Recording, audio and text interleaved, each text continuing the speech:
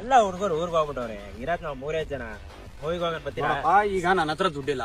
ನೀ ದುಡ್ಡು ಹಾಕ್ಬಿಟ್ಟು ಟಿಕೆಟ್ ಕೊಡ್ತೀನಿ ಅಂದ್ರೆ ನಾ ಬರ್ತೀನಪ್ಪ. ಆಯ್ತಪ್ಪ, ನಾನೇ ದುಡ್ಡು ಹಾಕ್ತೀನಿ, ನೀನ್ ಬರ್ತೀರಾ? ಅಯ್ಯೋ ಈಗ ಆಟ ನನ್ ಮಗ ಎಲ್ಲಿ ಬರ್ತಾನಪ್ಪ? ಇವ್ನು ಡೌ ಬಿಡ್ಬೇಕಲ್ಲ ಬರಕ್ಕೆ. ಅಕಸ್ಮಾತ್ ಆಗಿ ಏನಾರು ಬಂದ್ರು ನಾಯಿ ಹೊಡೆದಂಗ್ ಹೊಡಿತಾಳೆ. ಬರಲ್ವೇನಾ?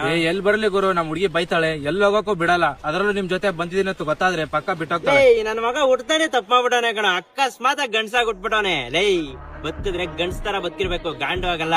ಈ ಬಾಳ್ ಬದುಕೋ ಬದ್ಲು ಬೀಜ ಸಿಕ್ಕಂಡ್ ಸತ್ತೋಗ್ಬಿಡು. ನಾನ್ ಏನಪ್ಪಾ ಮಾಡ್ಲಿ, ಈ ಮಕ್ಕ ಕೊಳ್ ಬಿದ್ದಿರೋದೇ ಹೆಚ್ಚು. ಅದ್ರಲ್ಲೂ ಈ ಮಕ್ಕ ಮೇಲೆ ಡೌಟ್ ಪಡ್ತಾಳೆ. 10 ನಿಮಿಷಕ್ಕೂ ಫೋನ್ ಹಚ್ಚಿ ಎಲ್ಲಿ ಎತ್ತ ಅಂತ ಕೇಳ್ತಾಳೆ. ತಗೊಳಪ್ಪ, ಅವಳೆ ಫೋನ್ ಮಾಡ್ತಾಳೆ, ಅವಳ ಬಾಯಿಗೆ ಇಟ್ಟಾಕ. ಲೈ ಫೋನ್ ಆಯ್ತು. ಅವ್ರು ಹೆಂಗ್ ಮಾತಾಡ್ತಾರೋ ನೀನು ಹಂಗೆ ಮಾತಾಡ್ಬೇಕು. ಅವ್ರು ಬಿಟ್ಟು ಹೋಯ್ತೀನಿ ಅಂದ್ರೆ ನೀನು ಬಿಟ್ಟು ಹೋಯ್ತೀನಿ. ಹಲೋ, ಹೇಳೋ.